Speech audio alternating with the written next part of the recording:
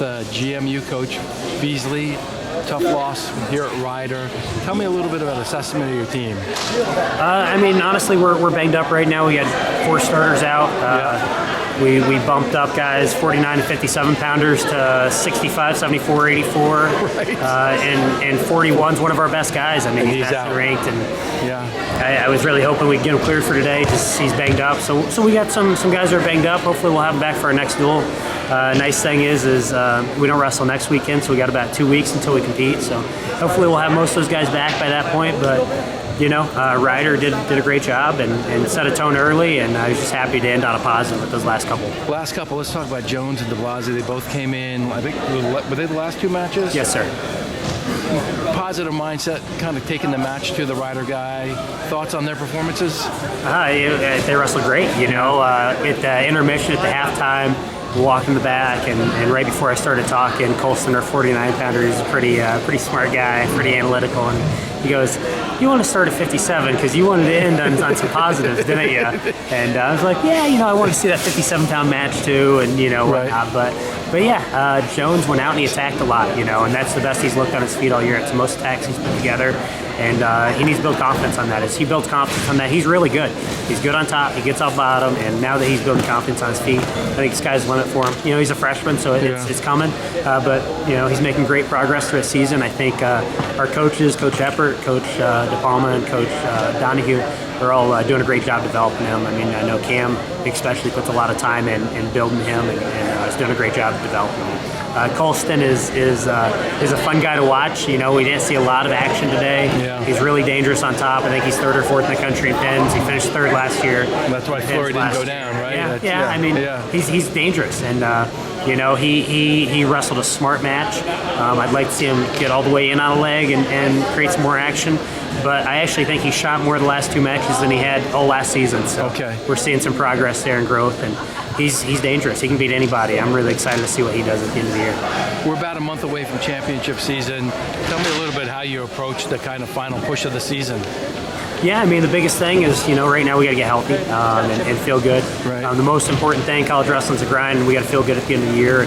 And we have a plan to do that, and we're pretty structured and strategic in what we do with our guys late in the year to make them feel good and peak them. And so, we've been fortunate the last 2 years. It's my 3rd season here. The last 2 years we've had our best wrestling in March, and we're going to continue to do that. And we put a big focus on that. And sometimes it costs us some matches throughout the year, but at the end of the day, we got to be our best in March. Kind of lead me into my last question. This is your 3rd season. Yes, sir. When you took the job, did you have a 5-year plan? Something like that? Is this where you thought you were going to be, roughly, not this match, but at this time? Yeah, I mean, I'm a planner. Everything I do is off a plan. I'm big on creating a system and implementing it and having a plan in everything we do. And so, I thought we'd be farther along, but we've made great progress. We had made some really big jumps. We're going to continue to make those jumps. It's never fast enough, but nothing good happens overnight. Nothing good happens immediately. It takes time. The biggest thing is we got the right people in place. We got the right coaching staff with the right guys on the team. They're doing all the right things, and it's coming. And we're going to continue to build, but it takes time. How old were you when you started wrestling? I was 10. 10. Yes, sir. How old are you now? I'm 35. So you've been wrestling for 25 years? Yes, sir. What keeps you involved with the sport for such a long time? So from my very first practice, I immediately loved it. I was on the way up here today. I was talking to some of my guys in the van, and they were asking me about how I got started and whatnot. And it's not something I've thought a lot about, but they were asking me about it. And so we started talking about it, and it made me realize a couple things. My dad kind of tricked me into it. Okay. I wasn't a super motivated kid. I wasn't a good student. I didn't have anything I was passionate about. And he knew it would be good for me. He kind of tricked me into it, got me to go to practice. I went and I fell in love with it. And like I told them, I became a very good student. I became, very motivated and driven and committed. And it really changed my life. And, it went from I was getting D's and F's in classes and at 10 to, I became a very good student. And things mattered to me. And my parents were extremely hard workers, so always had a good work ethic, but I just didn't have anything I was motivated for until then. And they said, hey, if you ever drink, you ever smoke, you're done.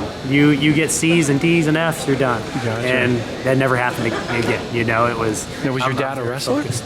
He wasn't. No, He just knew it was going to be good. Yeah. He That's knew awesome. wrestling. He knew what it was, and he thought it would be really good for me to learn some of those life lessons. So you told that to some of the kids on the way up today? Yeah. Did they get a kick out of that? Yeah. Because sometimes you're a fairly intense guy. Can anybody imagine you being kind of unpassionate, like as a 10-year-old? I don't think so. Yeah, right. Like that's a pretty interesting thing. Yeah. Was it underneath you the whole time, like waiting to pounce, or did you have to grow that intensity? I just didn't have anything I was passionate about. If my parents gave me a job to do, I grew up working as a young kid. They had a small business I worked in, and so my parents are the hardest working people I've ever met to this day. Okay. And I've never met anybody with near the kind of intense work ethic that they had to this day in wrestling, which is an amazing sport. And so I had it. When they gave me something to do, I did it. I did it hard, but there was never anything I was passionate about. And when I found wrestling, I became passionate, and that was just it set me off and changed my life for the better. Hey, thanks for the information, Coach. Yes, sir. Thank you. Good luck. Appreciate it.